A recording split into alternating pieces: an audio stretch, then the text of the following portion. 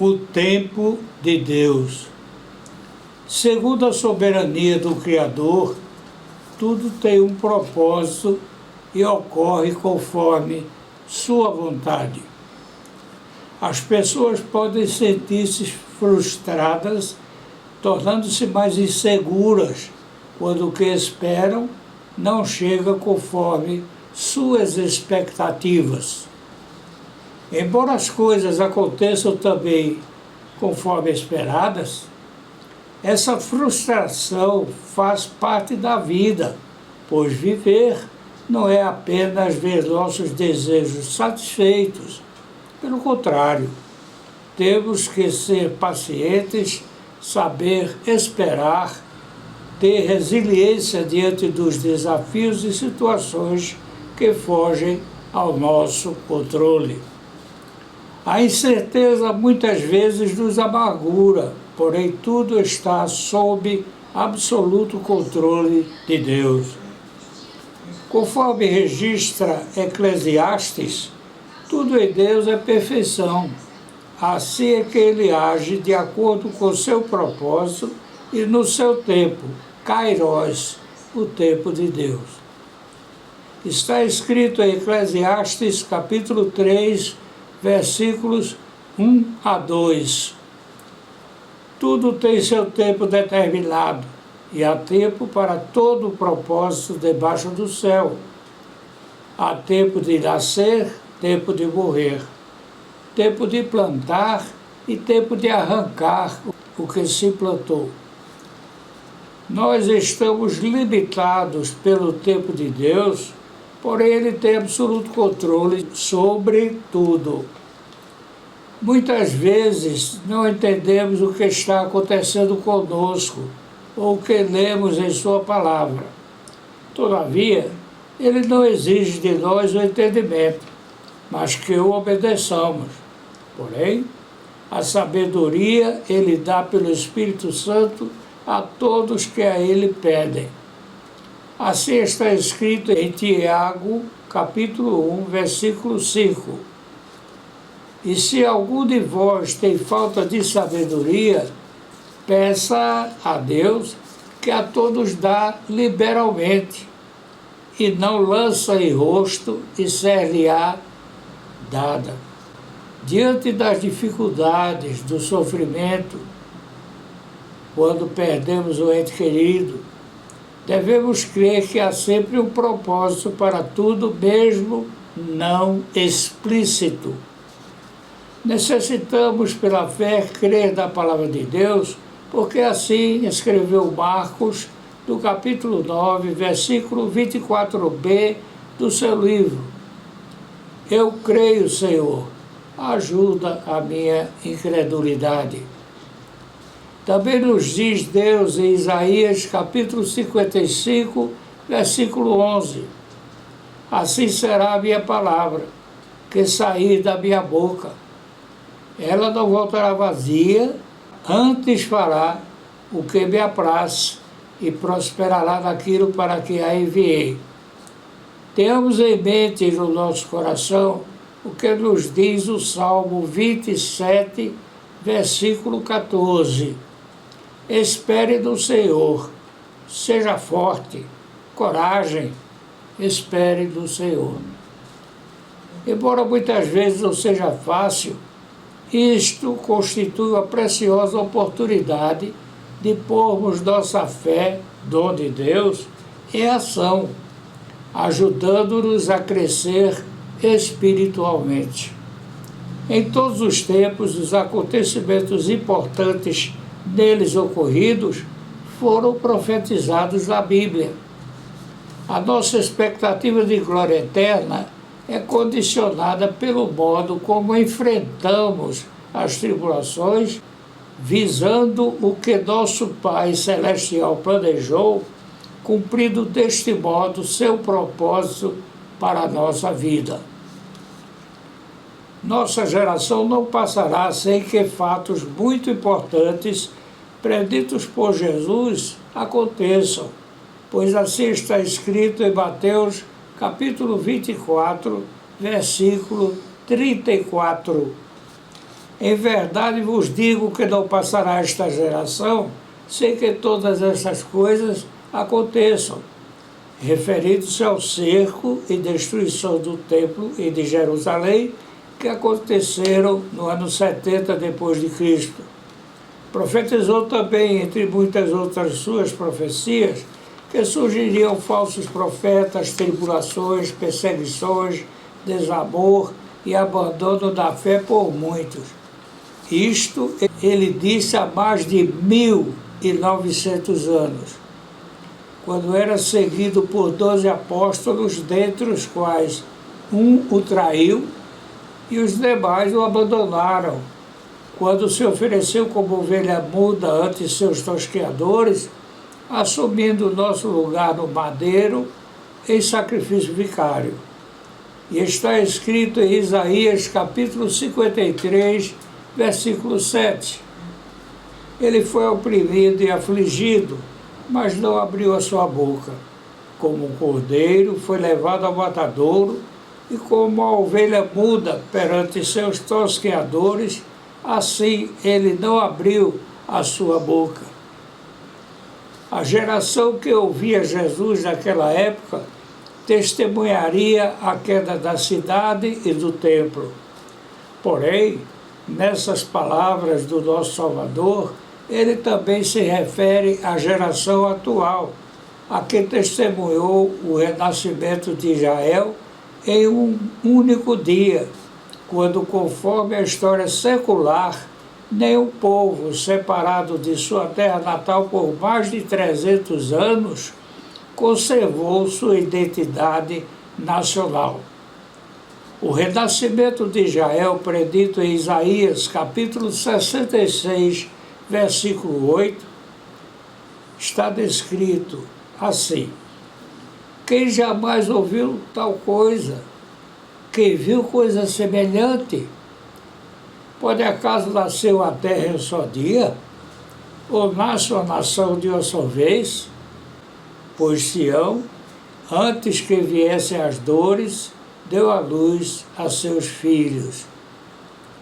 Esta geração, em um dia e hora que somente nosso Deus sabe, testemunhará a sua volta na pessoa de seu Filho unigênito, a segunda pessoa da Santíssima Trindade.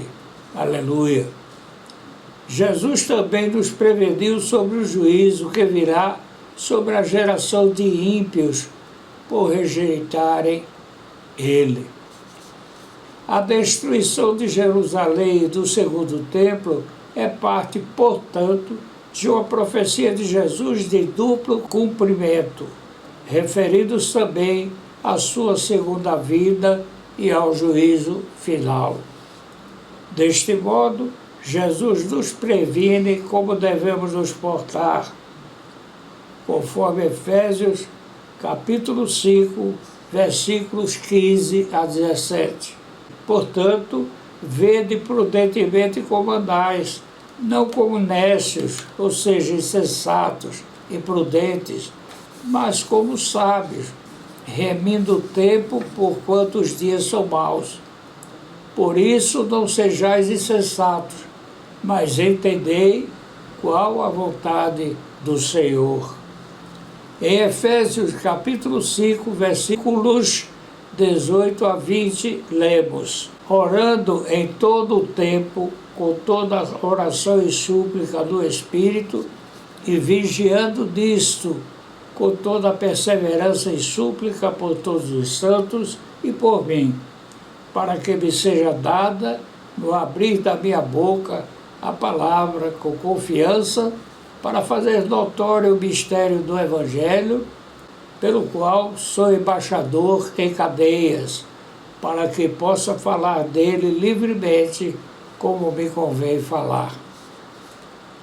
Devemos seguir o exemplo de Davi, o qual, mesmo tendo a oportunidade de matar Saul, porque este queria matá-lo, não tomou decisão precipitada, considerando o tempo de Deus, conforme 1 Samuel, capítulo 24, versículos 1 a 6. E sucedeu que, voltando Saul de perseguir os filisteus, anunciaram-lhe dizendo: eis que Davi está no deserto de En-Gedi. Então tomou Saul 3.000 homens escolhidos dentre todo Israel, e foi em busca de Davi e dos seus homens, até sobre os cumes das penhas das cabras montesas. E chegou a um curral de ovelhas no caminho, onde estava a caverna. E entrou nela Saul a cobrir seus pés. E Davi e os seus homens estavam nos fundos da caverna. Então os homens de Davi lhe disseram: eis aqui o dia, do qual o Senhor te diz: eis que te dou o teu inimigo nas tuas mãos, e far-lhe-ás como te parecer bem aos teus olhos. E levantando-se Davi, e mansamente cortou a orla do manto de Saul.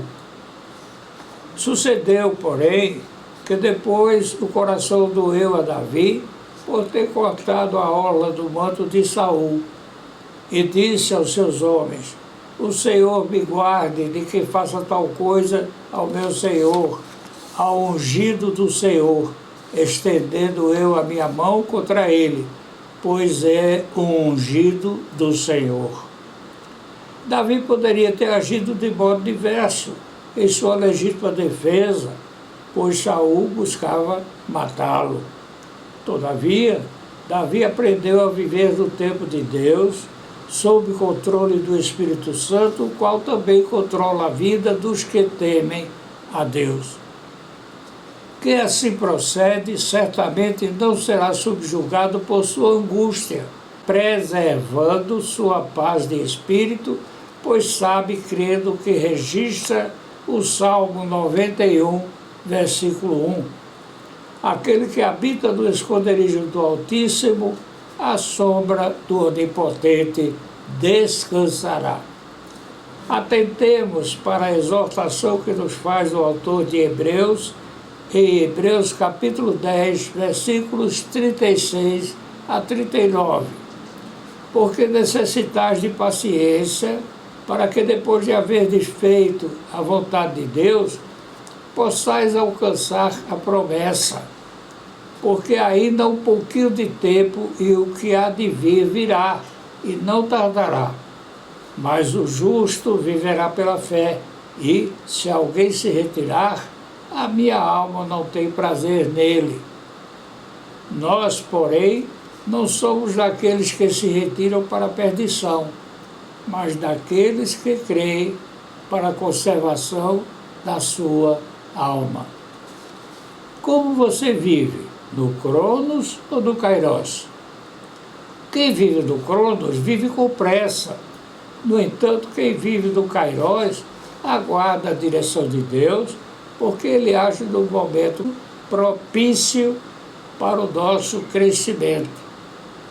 A espera é um exercício ao qual Deus nos submete, que exige fé, a qual devemos alimentar em sua palavra, curvando-se à sua soberana vontade. Como podemos viver no tempo de Deus?